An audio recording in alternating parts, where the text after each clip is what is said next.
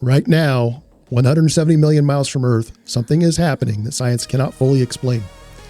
An interstellar visitor moving at about 130,000 miles per hour just carved through our solar system, leaving behind a trail of electrically charged debris laced with nickel and cyanide.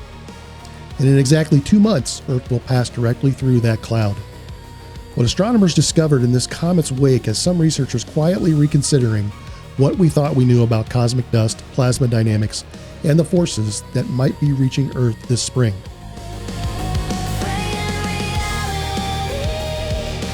This is the story of 3I Atlas, the third confirmed interstellar object ever detected passing through our solar system, and potentially the most significant. When discovered, it was already traveling at 137,000 miles per hour. As it fell toward the sun, pulled by gravity, it accelerated to 153,000 miles per hour at its closest approach in late October. That's more than twice as fast as Oumuamua, more than 3 times faster than Borisov. This thing is moving through our solar system like it has somewhere urgent to be. But speed isn't what makes 3I Atlas remarkable. It's what happened as it approached the sun and what it left behind. Comets, when heated by solar radiation, release gas and dust. We've seen this countless times. They develop the classic tail pointing away from the sun as solar wind pushes material outward. Standard physics. Predictable behavior. 3I Atlas did something different. As it neared perihelion, its closest approach to the sun, on October 30th, astronomers watching through Hubble and the James Webb Space Telescope saw something unusual. Yes, there was the expected tail streaming behind it. But there was also a tail pointing toward the sun, an anti-tail. A sunward-facing plume of material that persisted both before and after the closest approach. Anti-tails aren't unheard of. We've seen them in a handful of comets over the decades. But combined with everything else about 3I Atlas, this became another data point in a growing list of anomalies, 15 in all. Hubble's images revealed massive jets erupting from the comet nucleus, not just general outgassing, but powerful ejections of material spraying in multiple directions. The comet was rotating every 16 hours or so, and with each rotation, these jets would sweep through space like cosmic fire hoses, spraying dust and plasma across millions of miles. Then came the chemistry. When astronomers analyzed the spectroscopic data, measuring the light signature of the comet's composition, they found something unexpected.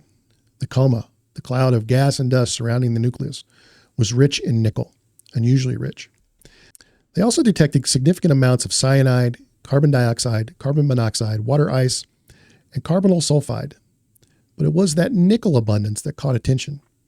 Metallic dust in quantities higher than most comets in our own solar system produce. Here's what matters.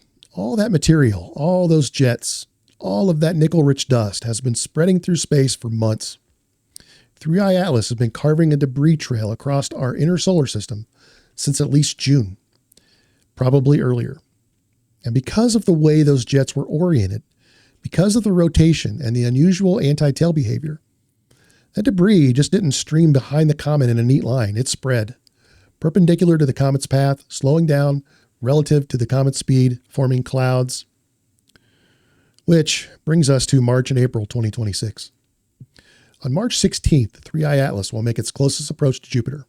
It will pass within about 33 million miles of the gas giant, well within Jupiter's gravitational influence.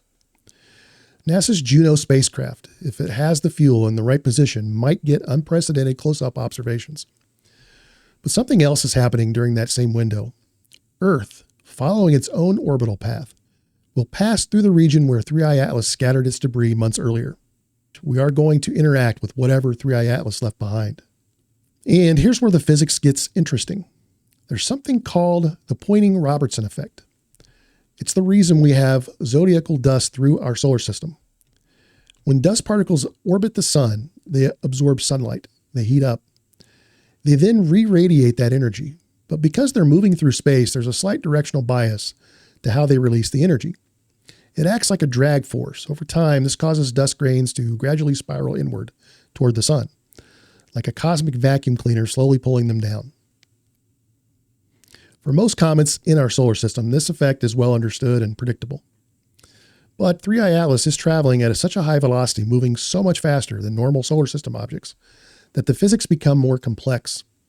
Some of the material ejected perpendicular to its path, or even against its direction of travel from that sunward tail would have lower velocities relative to the sun, low enough that instead of escaping on hyperbolic trajectories, they might settle into temporary orbits or spiral inward or form electrostatic clouds held together by charge rather than by gravity. And there's historical precedent for what can happen when Earth passes through unexpected cosmic debris. November 13th, 1833, night fell across the eastern United States and people looked up to see the sky on fire. Meteors were falling at a rate that exceeded 250,000 per hour. Not 250, not 2,500, 250,000 meteors every hour, streaming down like rain, so intense that witnesses thought the world was ending. Churches filled with people praying for salvation. Artists created dramatic woodcuts showing meteors filling the entire sky, some appearing to fall straight down rather than at angles. We now attribute that event to the Leonid meteor shower, when Earth passed through a particular dense section of debris from Comet Tempel-Tuttle. But even today, there are questions about exactly what caused such extreme activity. The debris density required the unusual downward trajectory many witnesses described. The point is this: when Earth passes through dense cosmic debris, especially debris with unusual properties, things can get dramatic. So, what might we see in March and April? The honest answer is we don't know. The debris field from 3I Atlas is unprecedented.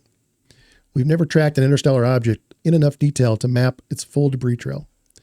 We don't know the density distribution. We don't know how much the electrostatic forces have clumped the material together versus spreading it thin.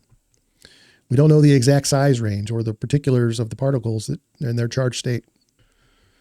But we can make some educated assumptions. If the debris field is highly dispersed, we might see a modest uptick in meteor activity, perhaps a minor meteor shower. Telescopes and researchers would note it, but people wouldn't notice anything unusual.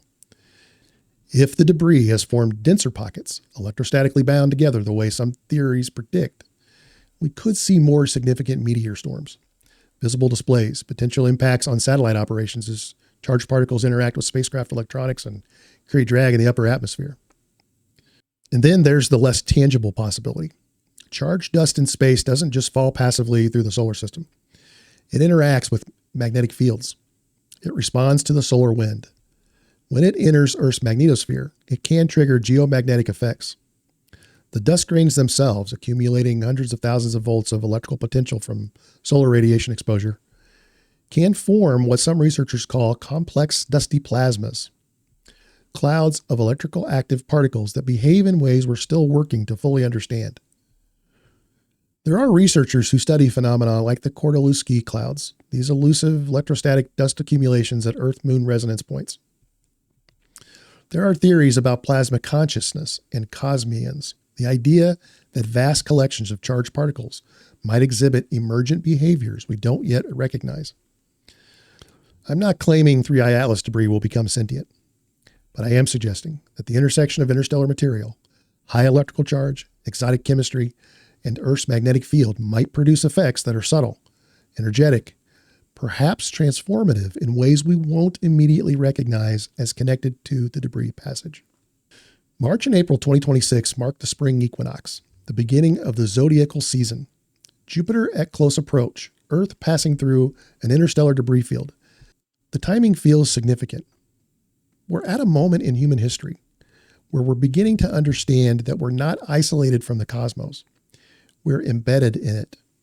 The solar wind touches Earth constantly.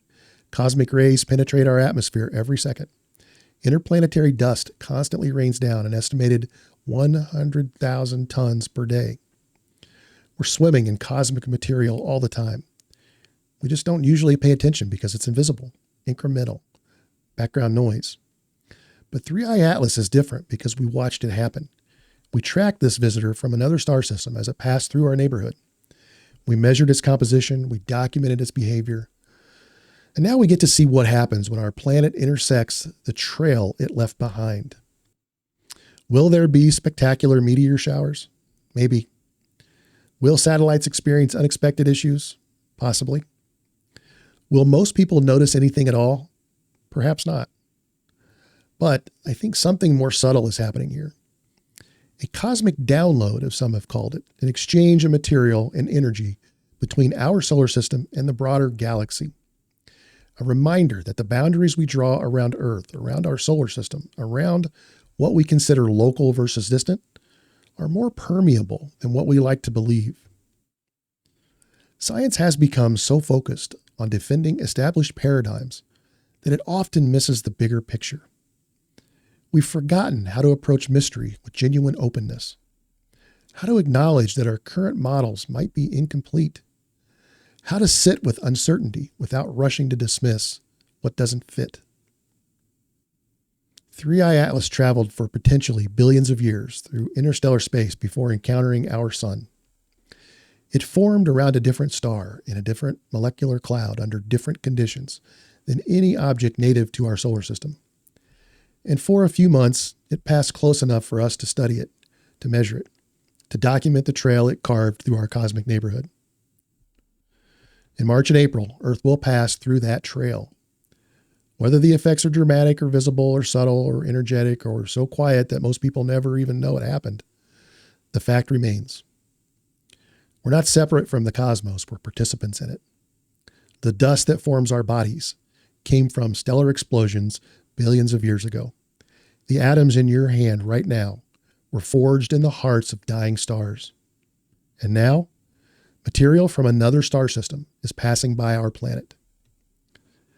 That's not a threat. That's not something to fear.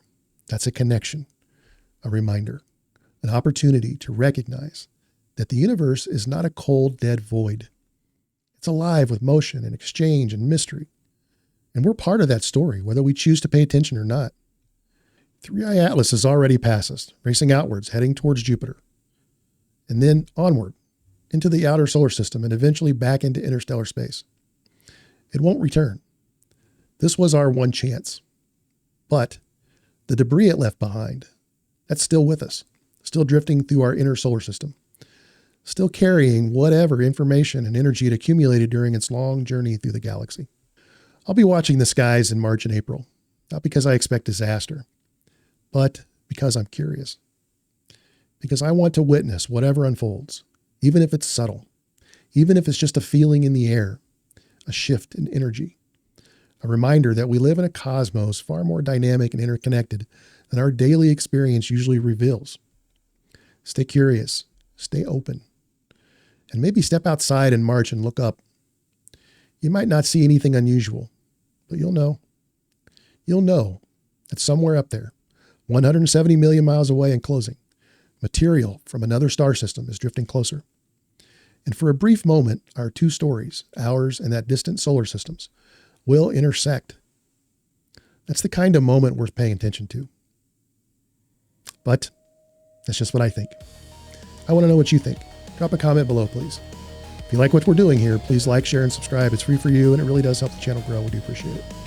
Be sure to check out all the links below for other cool stuff as well. And remember, always keep an open mind, but not so open your brains fall out.